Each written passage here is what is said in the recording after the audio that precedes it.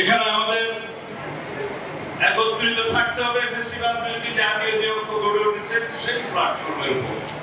এটা যেন একটা প্ল্যাটফর্ম হয় সকল গণতান্ত্রিক রাজনৈতিক দলের। প্ল্যাটফর্মটার নাম হবে ফেসিবাদ বিরোধী জাতীয় ঐক্য। আমাদের শক্তি হবে কল্যাণমূলক সবার আগে বাংলাদেশের স্বার্থ, এবং সেদিকে ইনশাআল্লাহ আমরা এগিয়ে যাচ্ছি। আপনারা এখানে সংস্কার নিয়ে অনেক কথা বলেছেন, কিন্তু হতাশা কেউ ব্যক্ত করেন নাই, কারণ আমরা সবাই আশাবাদী মানুষ।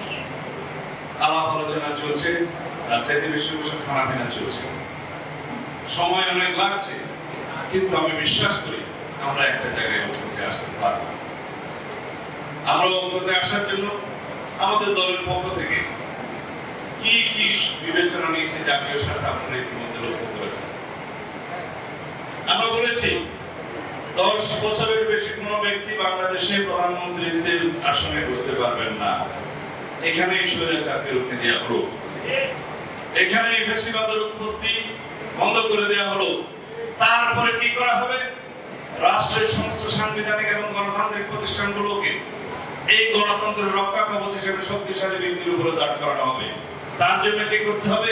1 নম্বর, বিচার বিভাগের কমপ্লিট স্বাধীনতা আমাদেরকে নিশ্চিত করতে হবে। এটা অবশ্য ক্রমান্বয়ে হয়ে যাচ্ছে। আমরা একদম ইন্ডিপেন্ডেন্স অফ জুডিশিয়ারি যদি এনশিওর করতে পারি সাংবিধানিকভাবে অবশ্যই, এবং আইনিভাবে যদি এনশিওর করতে পারি, তাহলে সেটা গণতন্ত্রের রক্ষা কবচ। পার্লামেন্টে এমন কোন আইন পাস করা যাবে না যে আইনটা এই জুডিশিয়ারিতে চ্যালেঞ্জ হবে না। যদি সেরকম কোন আইন হয়, সেই জুডিশিয়ারি আমাদের নির্মাণ করতে হবে। আমরা বিচার বিভাগেরও জবাবদিহিতা নিশ্চিত করার জন্য প্রস্তাব রেখেছি। শুধুমাত্র আর্টিকেল 96 এর সুপ্রিম জুডিশিয়াল কাউন্সিলের ব্যবস্থা আছে, সেই ব্যবস্থার মধ্য দিয়ে একজন বিচারককে শুধু অপসারণ করা যায়, কিন্তু অপসারণ শুধুমাত্র পিউনিটিভ মেজার্স হতে পারে না, একমাত্র শাস্তি হতে পারে না। যদি এখানে ইন্ডিভিজুয়াল ক্রিমিনাল লায়াবিলিটি থাকে, সেটা ফিক্স করার জন্য যথাযথ আইন থাকতে হবে।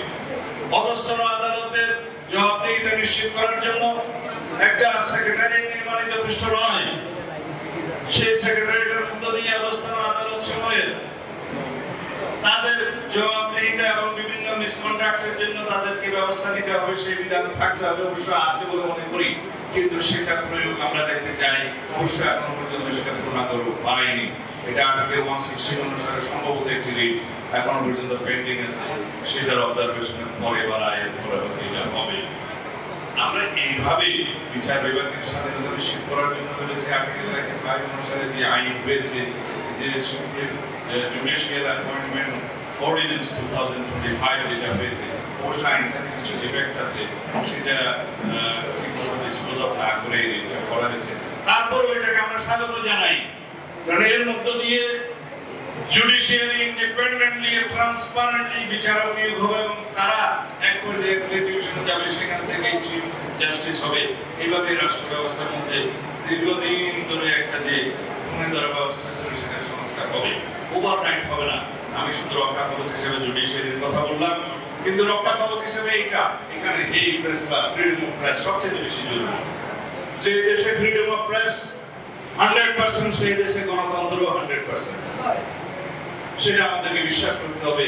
আমরা প্র্যাকটিসে দেখেছি পৃথিবীর ইতিহাসে